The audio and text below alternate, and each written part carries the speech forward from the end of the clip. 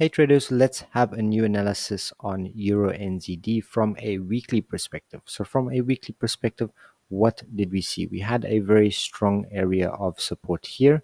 And what did we see about that support? You can see clearly that that support was broken. This is probably a false breakout in order to catch some buyers. And also what we expect and what we saw is that the market actually closed below this area here on the weekly time frame. So if that support now is broken and the candle closes below, then we can expect the market to make a retracement to that area again before continuing to the downside. Okay, so the weekly time frame, let's go down to the daily time frame and have a look at the daily price action. If you look at the daily price action, you can see the market made a very aggressive push and impulse to the downside. What can we expect after an impulse to the downside? Yes, we can expect a correction. So we want to see a correction first before we looking for any sort of selling opportunity before taking this trade to the downside. Okay, also, a very good confluence and a very good indicator as well that you could use on this pair is if you take your Fibonacci from this high of the impulse here all the way down to the low of the impulse, you can see that the market is now retesting some structure on the daily time frame.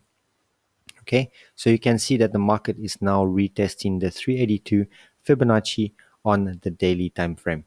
Now, if you would like to enter this, pair, it's very important that you need to be reactive and you need to be waiting in this area as well, because it is also a strong area of previous support now turned resistance. If you have a look at the 382, you can see that clearly that there is a very strong area of previous support over here, previous support, previous support. Now that previous support will be resistance here. So if the market will now start a push to the downside from this area, then I will be waiting and ready to take this trade to the downside. But the most important thing and the most important thing that you could do is wait until the market reaches the 61.8 Fibonacci, which lines up very nicely with the structure on the weekly time frame. So if you guys are waiting for this pair, it's best to wait in these two areas. If the market will show us the right conditions in this area here or even in this area here, then I will be taking this trade to the downside with a very good risk to reward. I hope you guys enjoyed this analysis. Don't forget to hit the like and subscribe button because it helps to create more free analysis and more signals for you guys.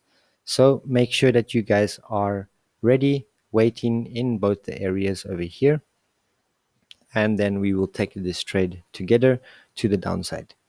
Have a great weekend, and I will see you guys next week.